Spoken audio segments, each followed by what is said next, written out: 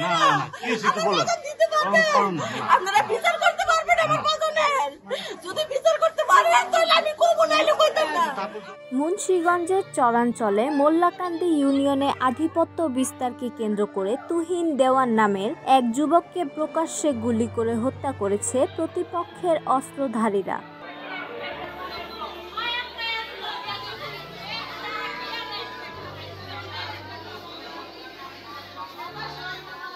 হামলার সময় প্রচুর পরিমাণে ককটেল বিস্ফোরণ ঘটিয়ে এলাকায় আতঙ্ক সৃষ্টি করা হয় এবং তুহিনের মৃত্যু নিশ্চিত করা হয়। ঘটনা ঘটে রোববার রাত 9:30টার দিকে।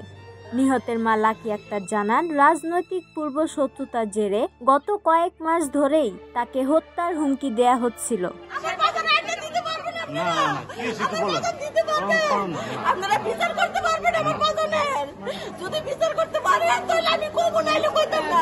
স্কুলে গেছে ঘুরতে, আমার বাজানে ঘুরতে গেছে সন্ধ্যার সময় এনে গুলি করতে আমার বাজানে বুঝিনা লোকে কি কারণে কতদিন ধরে কই ঝগড়া এটি সৃষ্টি করা সন্ধ্যায় কেউ স্কুলে যাইতে পারে না। আল্লাহ আজকে কিলি করে লয়ে গেছে সন্ধ্যায় স্কুল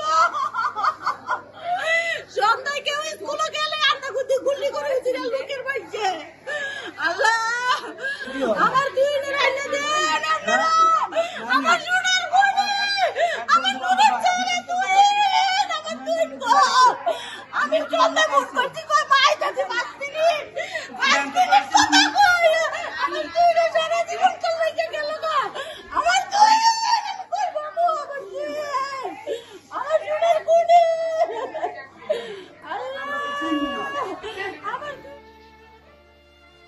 তুহিন মুন্সিগঞ্জ মোল্লাকান্দি ইউনিয়নের দক্ষিণ বেহেরকান্দি এলাকার ইউনিয়ন কৃষক লীগের সভাপতি সেলিম দেওয়ানের পুত্র। তার বয়স 22। আমরা আমলি করি তাই আমাদের যেখানে পাইবো আমাদের মাইরা বানাইবো বিপিন নেতা উজির আর কামাল গাজী আর যে আমরা যেখানে পাইবো মাইরা তাই তার নেতৃত্বে লিটন ও দলবল নিয়া লিটনের সাথে মরজু ছিল, তারপরে সাইদুল ছিল, আরো কিছু লোক ছিল, তারপরে আমি সবার নাম দিলে অন্ধকার দেখিও নেই। তো আমার ভাইয়ের শুধু একজনের দেখছে গুলি করতে, অন্য আমি বলছিলাম নাম লিটন, ওই আমার ভাইয়ের গুলি করছে। আগে আপনার ছিল আওয়ামী লীগের তারা চাচারা মেম্বার ছিল, সেই সূত্র ধরে আর কি ইয়াটা করছে। ডিউটি ডাক্তার প্রান্ত সরকার বলেন, 10:30টার সময় আনা এবং আমরা পাওয়ার পরে তার সবকিছু পরীক্ষা করে আমরা নিশ্চিত হয়েছি যে ওনাকে এখানে আনার অনেক আগেই মৃত্যুবরণ করেছে। শরীরে আমরা বাহ্যিকভাবে কিছু হলো আঘাতের চিহ্ন পেয়েছি, প্রাথমিকভাবে ধারণা করছি যে এটা গুলির চিহ্ন, তবে তার মৃত্যুর প্রকৃত কারণ পোস্টমর্টমের পরে আমরা জানব। পুলিশ জানায়, তুহিনের বিরুদ্ধে ডাকাতি সহ 3টি মামলা রয়েছে। ঘটনার প্রকৃত কারণ এখনো নিশ্চিত করা যায়নি। তদন্তের মাধ্যমে বিষয়টি পরিষ্কার হবে। আমরা খবর পেয়ে হাসপাতালে এসেছিলাম, ঘটনার সত্যতা পেয়েছি। এখন কারা এই ঘটনাটি ঘটিয়েছে তাদের অনুসন্ধান করছি এবং তাদের বিরুদ্ধে আইনগত ব্যবস্থা গ্রহণ প্রক্রিয়াধীন। সুরাথাল প্রক্রিয়াধীন রয়েছে, এরপর ময়নাতদন্ত হবে।